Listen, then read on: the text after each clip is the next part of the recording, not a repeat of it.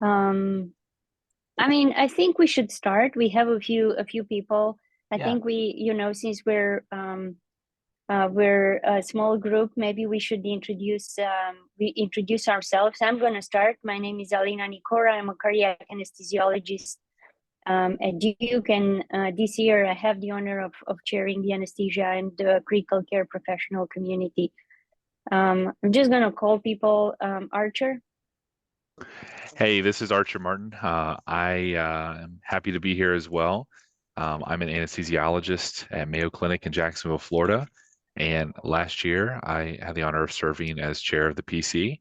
And really thankful to be here. And sorry, I do not have a camera on my computer, so I'll be audio only. Sia. Sia Sati, cardiac anesthesiologist, cardiac intensivist, recently moved out of actually Northwestern from Chicago to Dallas, UT Southwestern. Awesome. Julian. Hello, I'm Julian Fessler, and so I'm an anesthesiologist at Foch Hospital near Paris in France, and I'll be very pleased to participate to the town hall. And Juliet. Hi, I'm Juliet Salvamude. I'm the Government and Communities Administrator for Schultz, based in Chicago. And Greg. I'm Greg Schultz, CEO of ISHLT in Chicago. Ravi. Hi, I'm Ravi Jershi. I'm also at UT Southwestern along with Siyasaki, and I'm a cardiac anesthesiologist as well here in Dallas. I know you. I was wondering who this Ravi is. And Dr. Dragosian, if you can. Hey guys, sorry, I'm at work, so I'm gonna leave my video off. My name is Aline Dragosian. I'm currently an intensivist, and I'm also the associate medical director of an OPO. I'm totally new to this world. It's my first meeting. I just want to see what you guys are all about, and I'm listening in. Thanks for having me. Great. Thank you for joining. I know that you are our new representative, professional community representative to the early career committee. I think it's called that group. Yes, so we're very happy to have you here. So I mean, the point of this meeting is for the community to have a voice, to bring up points of discussions, to ask questions. Before we start, I'll get out of the way a few announcements. Remember that the abstract submission deadline is October 17, so it's coming soon. And that there is a call for a volunteer which ends on October 3rd, right, Juliet? And the second, and that is for us to have an opportunity to join committees. I'm sure I have not looked at that link, but I'm sure there is a list of committees that have spots available for us to join, and it would be a nice way to contribute to the society. We have an upcoming webinar on October 19. The webinar is on heart transplantation topics. We have a cardiac anesthesiologist, a cardiac surgeon, and a cardiologist, and it's guaranteed good time. Two of the speakers are former ISHLT presidents, Dr. Zuckerman, who's immediate past president, and Dr. Joe Rogers, with whom I have had the pleasure to work at Duke, and who now is the CEO of Texas Heart Institute, and he was a past president of ISHLT, actually during the time when this configuration of ISHLT was born, with interdisciplinary networks and professional communities. And the third speaker is Dr. Sharon McCartney, who is representing our professional community in the webinar, and who's going to talk on perioperative challenges in the management of primary graft dysfunction. I think we are planning, well, first of all, I have been contacted by the Congenital Cardiac Anesthesia Society, two representatives. I think the conversation has been started by Archer a while back. So they contacted me with the desire to organize a webinar, a joint webinar, CCAS, ISHLT. The infrastructure of the webinar would be supported by CCAS, but ISHLT would promote and advertise the webinar on their social platforms. It will be geared towards pediatric cardiac anesthesia topics. We've already discussed about a few topics and they sound very promising. So I think it will materialize sometime at the end of November. An opportunity for us to get more pediatric cardiac anesthesiologists involved in the society, as I'm pretty sure they're quite underrepresented in the professional community. And Stia, I think you had your hand raised. Just before, because you had an announcement about volunteering and the deadline that's coming, I wanted to know, in your view, where is the priority for our society to be engaged more, and where do you see there's a lack of our presence as a community and as a society? I think I see, because of my practice, I see ourselves as two groups merged into one community. We are cardiac anesthesiologists and we are critical care providers. Sometimes we provide both care, sometimes we provide the care individually and separately. Where do you think there are opportunities to be engaged as the two different professions or providers within the community and within a society? Well, I'm gonna open this up for discussion to everybody. I think we're still in a nascent enough form that we can be engaged in the society at all levels. Greg, what do you think?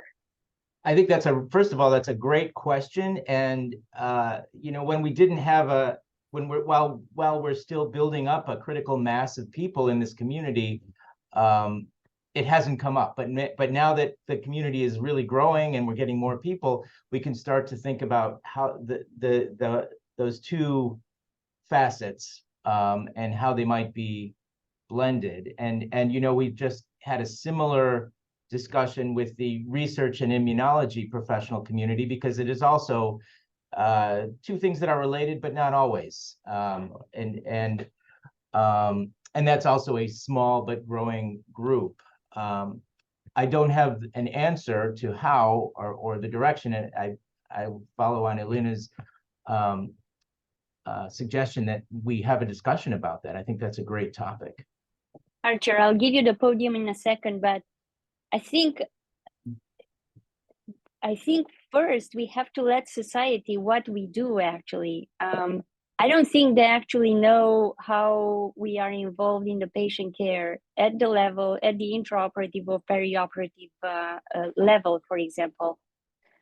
So, you know, participating in webinars where we present what we do, you know, how we take care of these patients at all levels of care, submitting abstracts, submitting, then I think this year there were, because I reviewed sessions that were submitted for the annual meeting, I think there were quite a few sessions, at least in the ones that I reviewed, from the anesthesia professional community.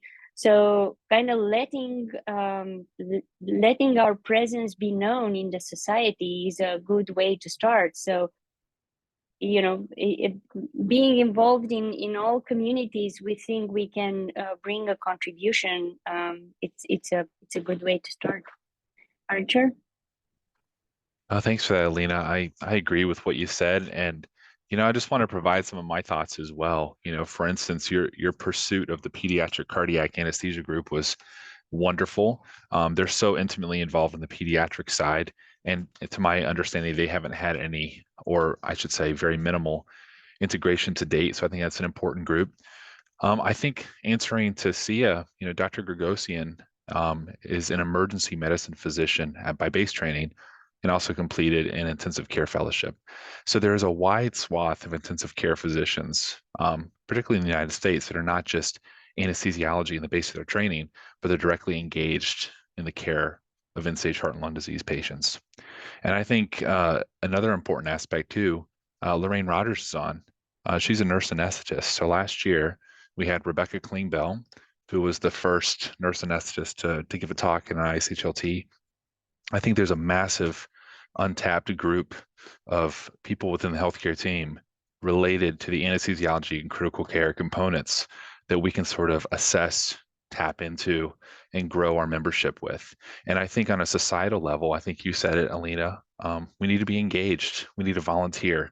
We need to produce abstracts. We need to volunteer to be abstract reviewers. I think that this call to membership that's due October 2nd is very key. And there's another important aspect too, and we've talked about it at previous meetings. Standards and guidelines need to have representation from the anesthesia and intensive care professional community so we can sort of add that perspective. So I think all of these are potential growth areas.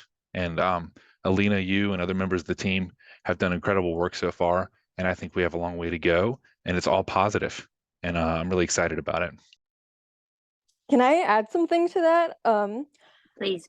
I think it's really important. Like, this is something, so I'm ER trained. I did a fellowship in critical care. Focus was in cardiac critical care.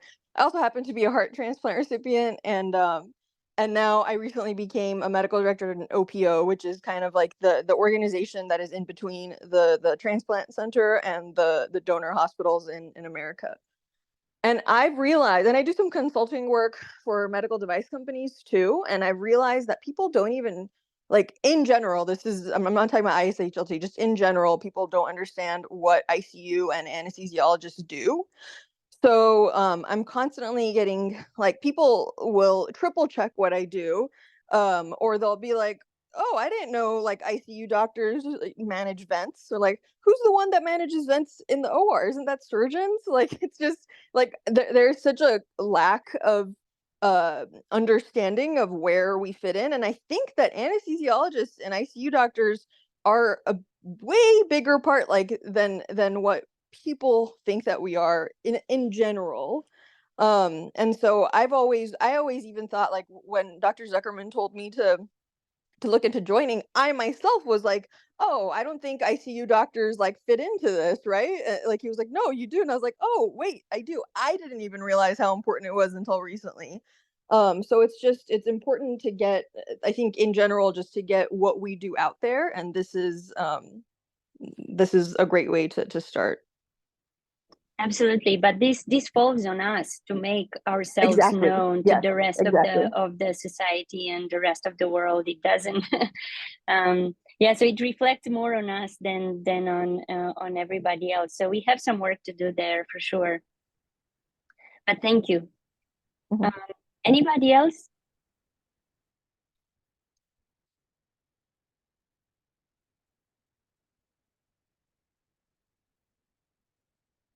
Hi, Barbara. Hi, how are you? Good, how are you? Good, thanks. We were just talking based on an inciting question from Sia about ways to get engaged in ISHLT.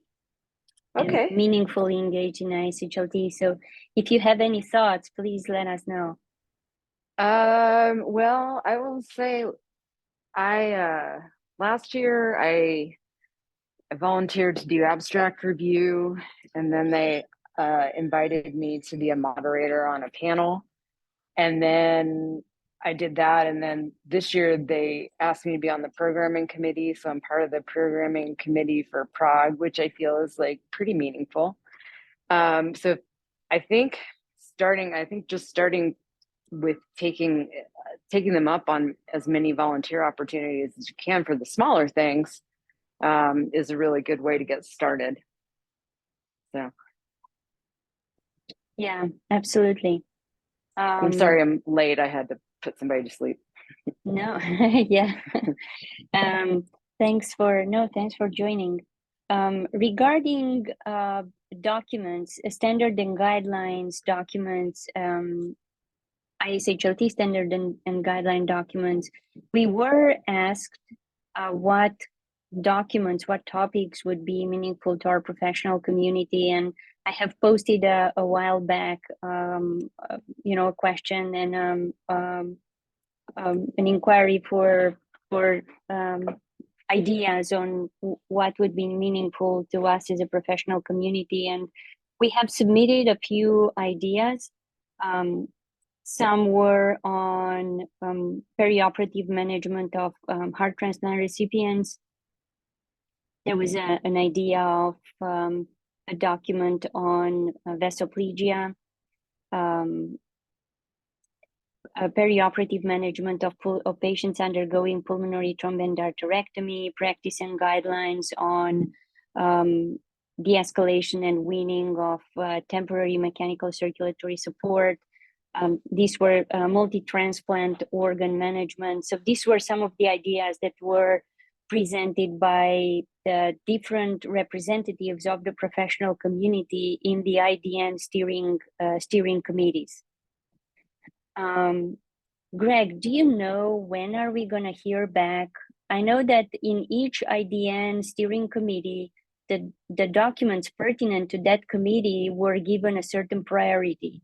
But I was wondering, and this was going to go next to the standard and guideline committee. So I was wondering, when are we going to hear back about that? It has, the committee has finished its work, and they've come out with the list of documents. So, and it was sent. So I will follow up, because you should have received that, and I will make sure that that we resend that to the group.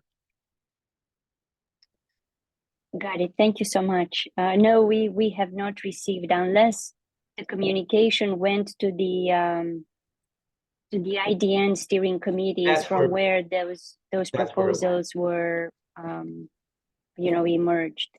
That's where it went. So, but I will follow up and include the professional community leadership group. Cool. Thank you.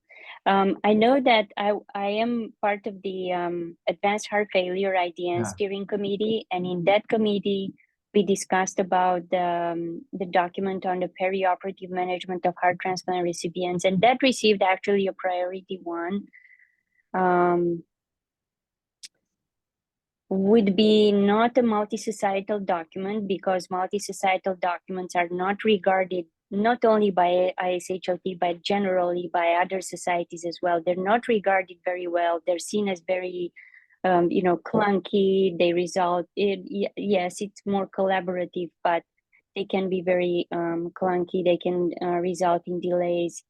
But it could be an ISHLT document with endorsement from other societies that would have, and obviously ours would be predominantly SCA, EACTA, which would have representatives on the writing committee.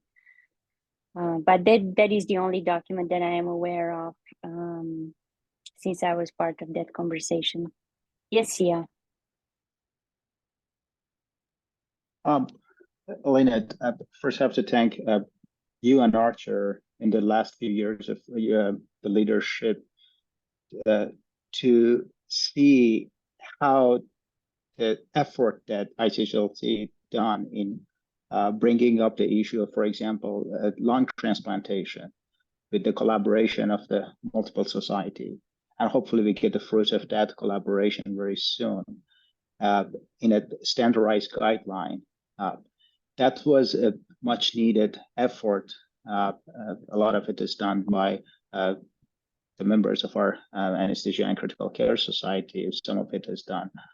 I think in going back to what is the challenge, what is ISHLT is about, is that the heart-lung transplantation, pulmonary dissecative surgery, the role that we can provide, and the durable devices.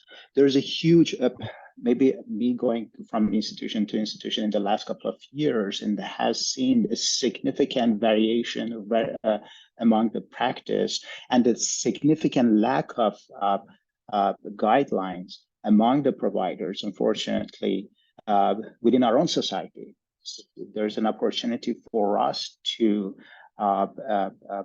bring and unify this practice as a governing body of cardiothoracic transplantation and the durable devices. The problem I see is if this is going to be within the society only, ICHLT, there's not that much of it, as Aline mentioned, maybe is among the anesthesiologists out there, cardiac anesthesiologists out there, might not be a known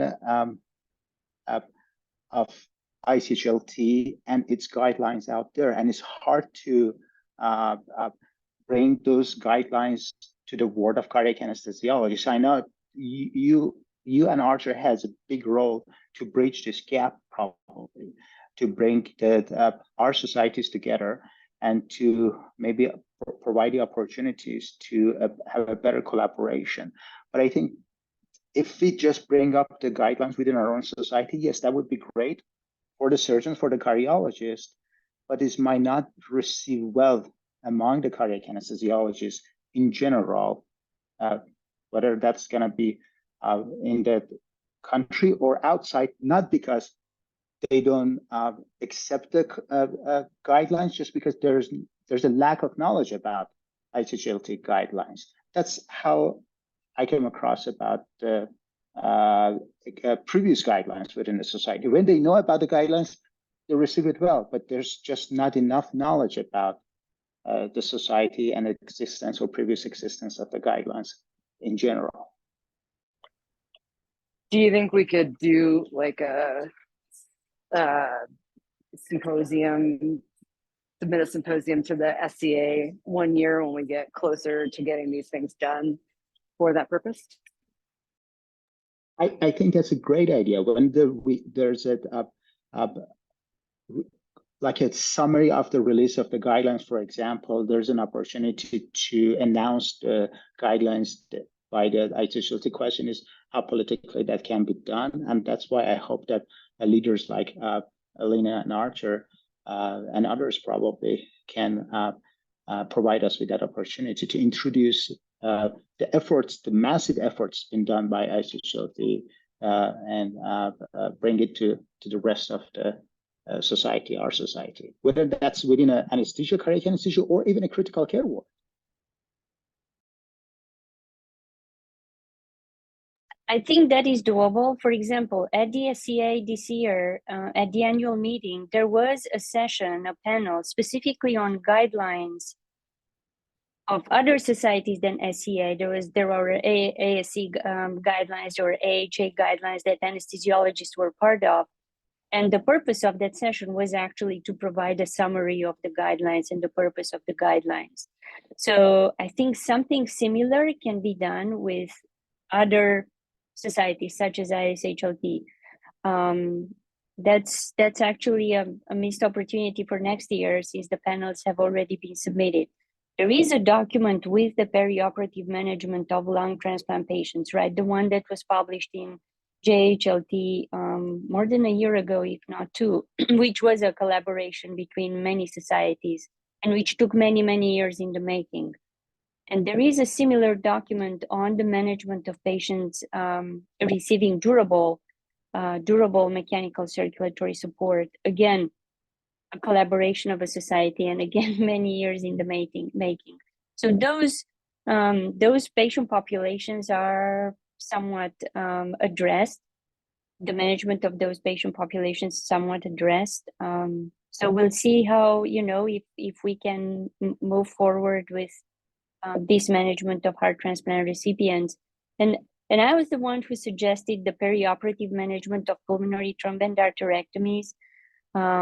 Unfortunately, according to Catherine, who is our Idea and Steering Committee representative, I don't think it was seen as doable, in the sense that there is not enough consensus in the amongst practitioners in order to come up with that document. But to me, this sounds actually like a reason to come up with a document and provide guidelines to the people out there. Archer? Thank you. I was going to reiterate what you said about some of the ongoing consensus statements, whether it's the LVAD or the recent delivery of the lung transplant one. Another aspect between the connection, I was also going to mention the SCA panel that was had, but there is also interest for lung transplantation specific content within the SCA University platform. And so there's representation. I'm the chair of the CT transplant committee of the SCA. Catherine Kozarek, who's on the leadership committee here, is also a member of that. And I see, Barb Wilkie is. I think that there's some great connections with SCA, and those are going to continue to grow. And there may also be a guideline specific component for transplantation for SCA University to provide an overview for that as well. I think about, we have these societal relationships with SCA that are fairly strong. SATA is growing. EACTA IC, of which Eric is the chair of the transplantation subcommittee, is also strong. We have the Pediatric with Alina's leadership there. But I also want us to continue to thinking outside the box about some of these other societies, whether it's the American Association of Nurse Anesthetists, the ASA, of which I'm on the transplantation committee, generally does not have a lot of transplantation content, and also SCCM. I had a preliminary talk with Dr. Jose Diaz-Gomez with SCA actually last year, talking about that in terms of making connections as well. So I think as long as we keep in mind strengthening the societies we have relationships with, and then finding those new ones which are currently untapped, I think we'll be able to achieve the growth that Sia was talking about. That should be a goal for our PC. Yeah, also SOCA is another society which may be a little bit more geared towards critical care anesthesiologists, because SCCM, yeah, definitely SCCM, but it's a big society, whereas SOCA is a little bit more focused on critical care anesthesiology. So maybe another society to involve.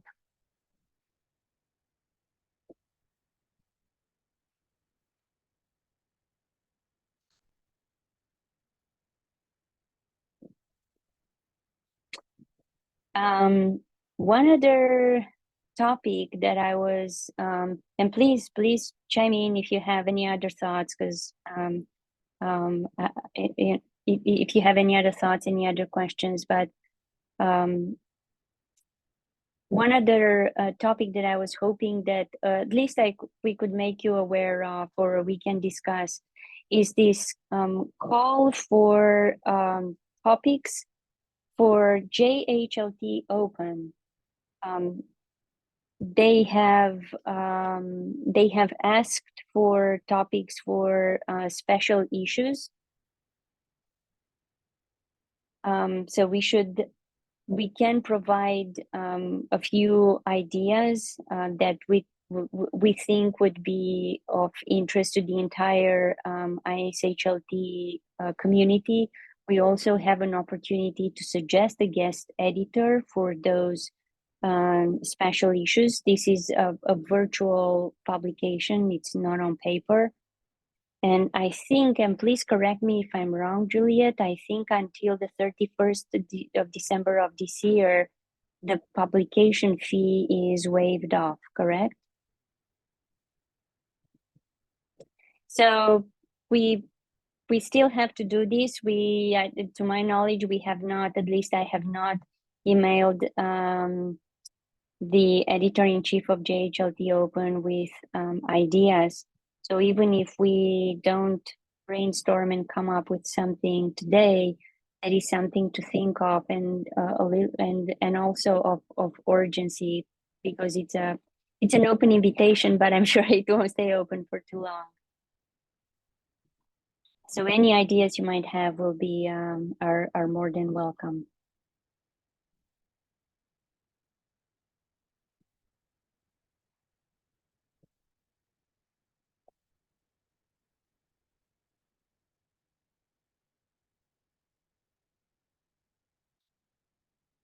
Sorry, Lena, I had to quickly step away. With your expertise in echocardiography, do you think it would be too broad of an issue to have one that's focused on the imaging of cardiothoracic transplantation, perhaps multidisciplinary with some of our radiology colleagues, cardiology, anesthesiology, and sort of a perioperative imaging symposium in written form. What are your thoughts on that? So I'm not sure it would be too broad as much as too focused, maybe. But we could, if we are to address heart transplantation, lung transplantation, durable MCS, and temporary MCS, I think we can actually come up with sufficient ideas to fill in an entire special issues on perioperative imaging. That's a great idea, Archer. It would be nice, however, to, as you said, to make it multimodality rather than just echocardiography. So, I mean, that's a great place to start. We can continue brainstorming on this, and if you guys have ideas, especially from the critical care side, POCUS is something that's definitely growing. So if you have any ideas, we can continue down this route, or we can, if you come up with something else, we can go a different direction as well. But that is definitely a place to start. What's our deadline? Absolutely. Our timeline, Well, I should say, for this. So there isn't really a timeline, but the offer for the publication fee to be waived off does expire at the end of the year. But we can give ourselves a deadline, let's say, for example, in 2 weeks to submit a few ideas for the special issue. Yeah. I support it.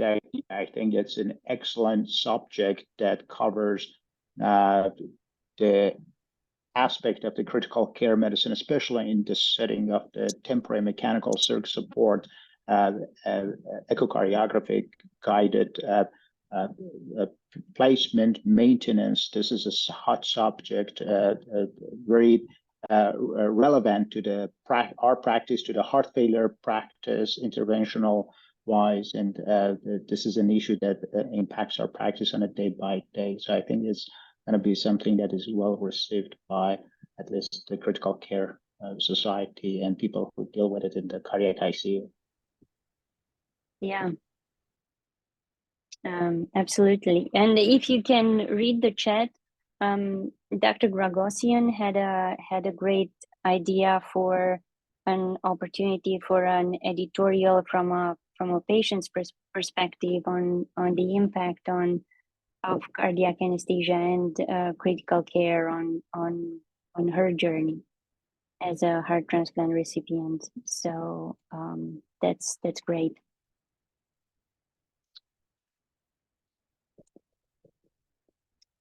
But any other ideas you may have, you can post it on the ISHLT Connect, or you can email me directly. I would be happy. Yeah, absolutely. I think Archer and Julian, I don't know if Julian is on. Since we made this webinar that's coming in October more multidisciplinary rather than multisocietal, we were talking at our last meeting of having another webinar sometime at the beginning of the next year.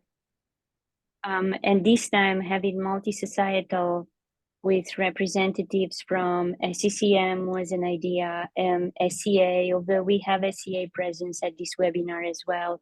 But maybe, I think Julian had somebody in mind, an intensivist from Europe. Yeah. Yeah, I have so a meeting with him on Friday to talk about that. I'm sorry? I have a meeting with him on Friday to talk about that. So yeah.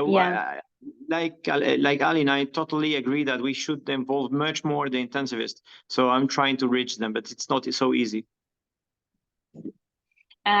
Anyway, I think webinars are a great way to get ourselves known to the society, outside of the annual meeting.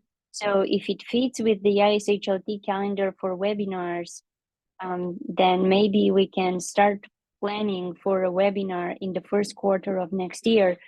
We do need ideas. So if you have any ideas on topics, so far the two webinars that were organized by our professional community, one was on lung transplantation topics, and this coming one in October is on heart transplantation topics. So if you have any ideas, I think, perioperative pulmonary hypertension would be a great topic. Management of patients undergoing PTEs, in the operating room, in the intensive care unit, temporary mechanical support. I don't know, any ideas you might have, please email us. Yes, Archer. And I had a thought too, as we'll be focusing potentially on more multisocietal. We have engaged the SCA, this one coming up. I think you mentioned, and I was on the phone for a clinical issue, but about pediatric cardiac subspecialty, maybe in November. Perhaps we can take the opportunity to reach out and further engage YACTA IC, as maybe Julian's colleague is a member of, or try a new ICU organization, as you mentioned as well, SCCM or SOCA, just to continue to build bridges and sort of build new roads that we can develop further down the line. Yeah, that's along the lines of what I was saying earlier. Barbara? I don't know how to put this. So most of the time when we develop content, we're developing it for anesthesiologists. Do you think there's any benefit in kind of developing content for cardiologists, pulmonologists, to help them understand kind of what we do, what our impact can be, understand our value type of thing? Yeah, absolutely. But I think even the content that we develop for anesthesiologists is content that helps other specialties understand what we do.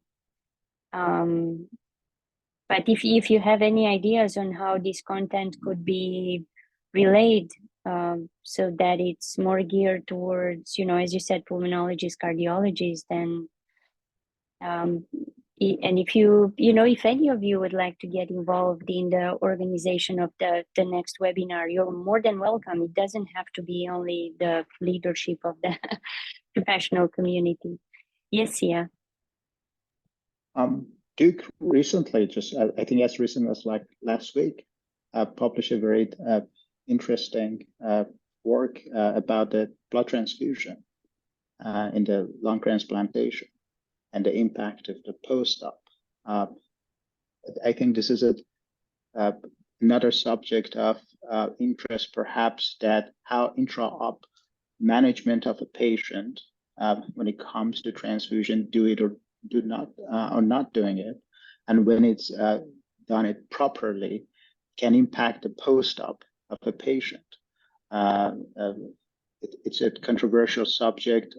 Duke has a very interesting result about the primary graft failure associated with the transfusion. This is something that even some of the very high volume and respected surgical thoracic surgeons or lung transplant surgeons has a very strong opinion about the subject. Some are very in favor of transfusion and they believe that's not really impacting. Some are strongly share the Duke result, for example. This is another subject that might show the intra-op portion of the management. The other thing is, for example, the cannulation strategies, especially when it comes to the ECMO and bypass. I think that was another hot topic that during the ISHLT last year brought a lot of discussion among people. How should it be done?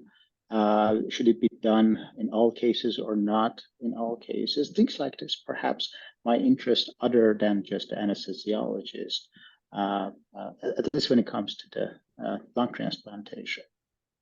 Yeah, absolutely. And I think our last webinar actually addressed some of these topics. There was specifically a a talk on blood transfusion by Brandy Bottiger from Duke, and there was another talk from Teresa Gilzinis on mechanical circulatory support or not during lung transplantation. But yes, these are some of the topics that could be revisited. Yeah, regarding blood management, it's really a hot topic that we need to develop. And it's also a very practical topic that we can develop very, very practical. Yeah.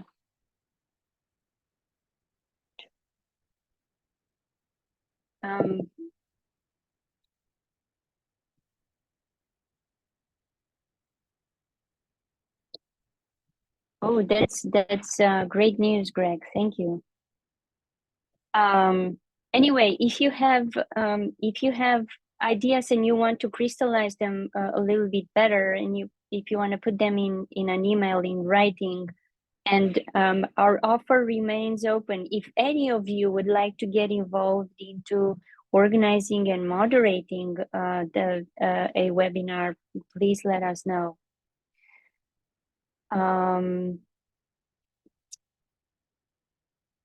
So I will.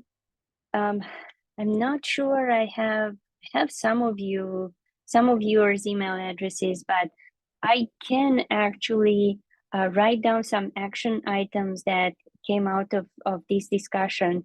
And I think the most important ones are ways to get involved with the society, ideas for another webinar in the first quarter of the next year, and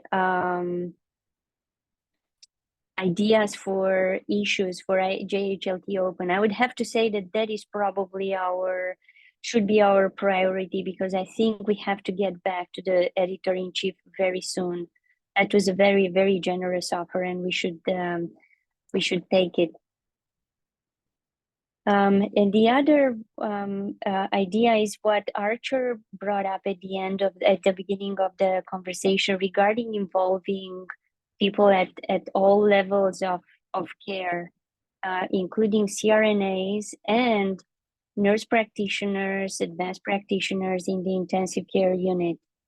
And I know that everybody's starving for education. So maybe if the intensivists in the group can help us connect with these professionals. I'm not entirely sure what associations or societies they belong to, but maybe we can reach out to them, even if it's only with these notifications for educational opportunities such as webinars, which are free for non-members as well.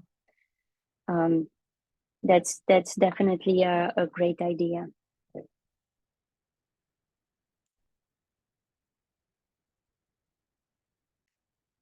And Alina, I'm going to talk to Lorraine, who's on. I'm going to also touch base with Rebecca Klingbeil in terms of any discussions she may or may not have had yet with AANA. But this is in terms of target, increasing the network and maximizing the exposure. And then C and I spoke about SCCM, but C, you're also in SOCA, is that correct? Yes, and I think I share with Alina that perhaps, and I think we talked about it, Archer, before, that maybe SCCM at this level might be such a broad organization. I think we should continue our conversation with SCCM going. However, SOCA might be a better, more achievable target if ICHLT leadership support this approach, Society of Critical Care Anesthesiologists. We have a lot more share members, cardiac anesthesiologists and cardiac intensivists within the same group of the SOCA. They're part of the SCA, they're part of the SOCA. And I think that would be a more achievable target at the moment. We can engage with them and we can have a better collaboration perhaps. Yeah, there's also a way to get a list of the fellowship directors from SOCA, and maybe target the trainees in critical care fellowships, get them while they're young. And they will go out in practice and spread the word. So I think it's the right time to get them engaged, or at least aware. And the other, I mean, only if you dig a little bit deeper on the website, there are the core academies that are actually very, very cheap, and I still have access to them 2 years after I have purchased the one on pulmonary hypertension. There are many other opportunities for education beyond webinars and standard and guidelines documents.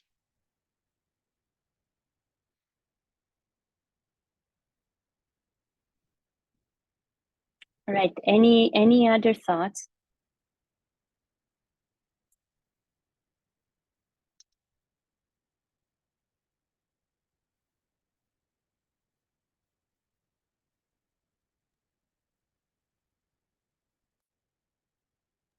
I think the last thing is, Alina, I think it's important this is how I feel it's important when we reach out to the new members or try to recruit new members, how do we keep them engaged within the society?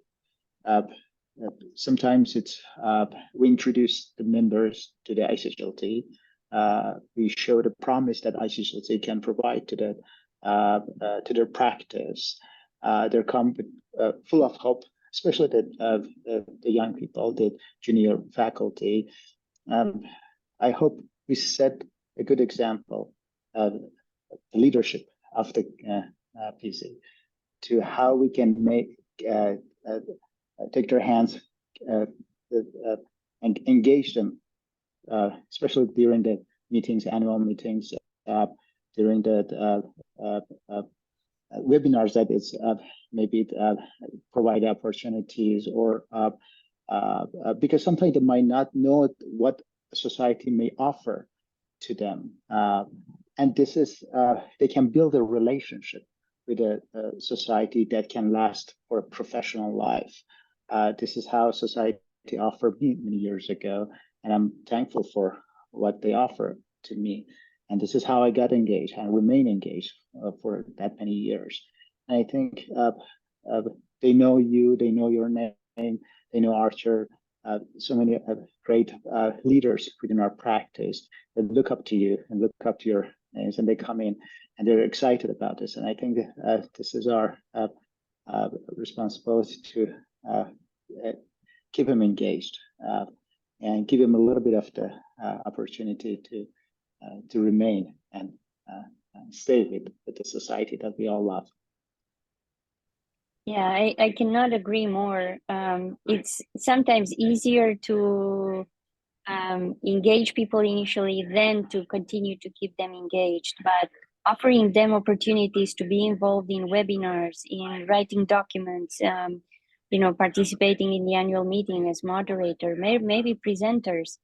I think it's a good way to keep people engaged. I wish that, the part that I like about ISHLT is the fact that it's multidisciplinary. I think that everything that it's multidisciplinary, be it a simple panel all the way up to a society, it's extremely beneficial. We as anesthesiologists tend to be a little bit kind of like in our shell in the SCA, and we rarely get out of that shell.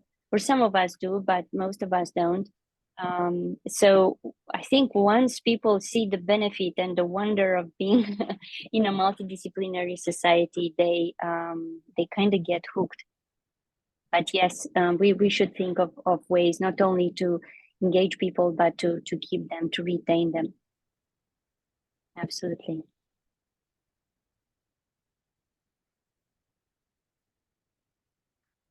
Well, then, if nobody has any other parting thoughts, I want to thank all of you for taking out of your precious time and joining us in this town hall meeting. We promise to stay connected. I will create an email with a list of action items And I will try to email everybody who is on this call. Juliet, I think you can get a list of people that have attended the Zoom, right? Yeah. And then if you want to become more engaged in any aspect of what we talked about, please let us know what you would how you would like to get engaged and what would you like to do. We would love to hear from you. Thank you, Aline. Thanks. All right. Thank you so much. Thank you all. Have a nice rest of the day, and we'll stay in touch. All right. Thank you. Be Bye-bye. well. Bye.